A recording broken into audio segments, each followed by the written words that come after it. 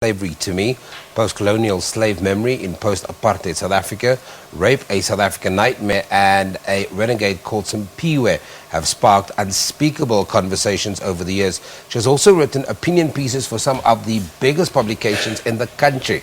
Pumla now joins me in studio to talk about the books, but as well as her participation at the Abantu Book Festival. Pumla, thank you very much for joining me in studio. Let's talk about your involvement in Abantu Book Festival and why it's so important to have a literature festival that reflects true South Africa and Africa maybe.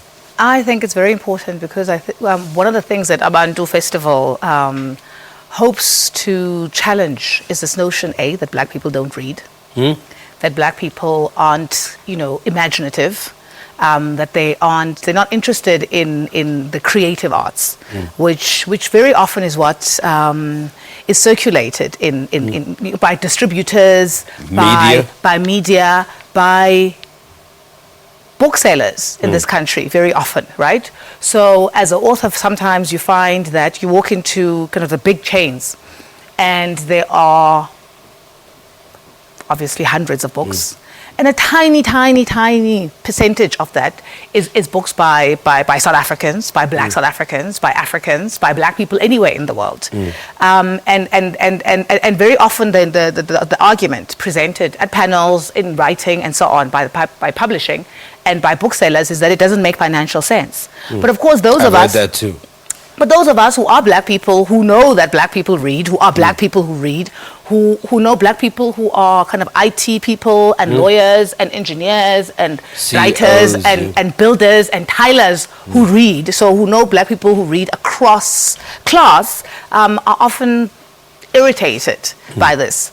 And so Abantu Book Festival, I suppose in many respects, is something very exciting because it is able to speak to a reading public and a writing public, and do something with those conversations that I think is much more interesting than most literary festivals do. I want to talk about that conversation because you've written books that have really sparked debate, where I think it's shone a light on those that are fence-sitters. You either have opinion for it or against it.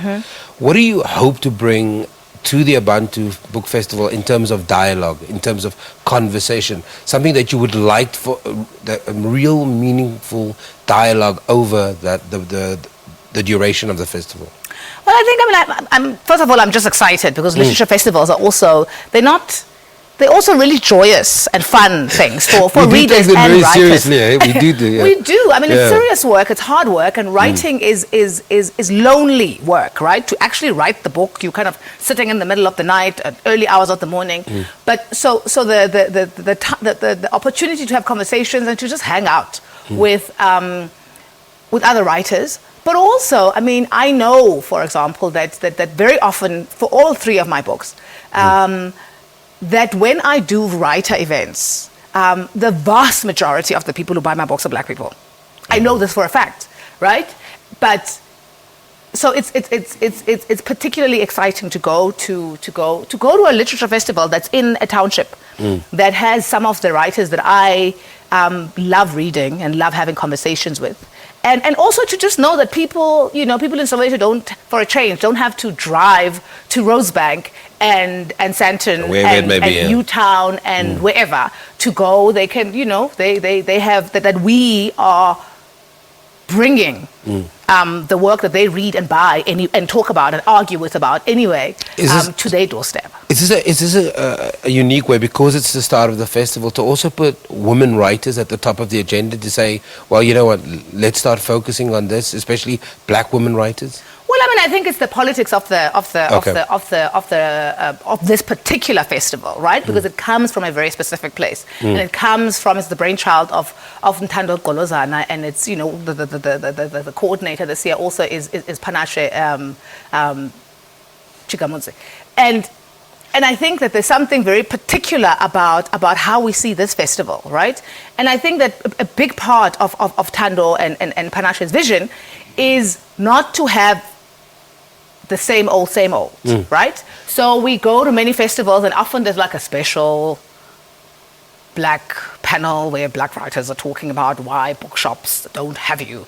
And then there's 3 women's panels, right? And we're saying, well, first of all, most readers are black people. So, let's put that center stage. Most people in this country are black women. Yeah. Right? That's true. And so instead of kind of, so why doesn't that reflect that? Why don't we move from a very different premise from oh, these are special interests. Let's pretend that most of the country is white men, and let's make white straight men, and let's make everybody else a special interest. Let's actually have a festival that really talks reflects about who we are, without exceptionalizing, and recognizes that different people can talk about different things. Pumla, unfortunately, we run out of time. Very interesting listening to you. She's an author, and she'll be at the Abantu Book Festival. She's got 3 amazing books. If you haven't read it, you should go out and get it. It takes place from the 6th to the 10th of December, and there'll be a wide range of issues on the table at the Abantu Book Festival. Go out and get it. Go out, buy the tickets, go and support this event. It's happening in Soweto. Take a break together.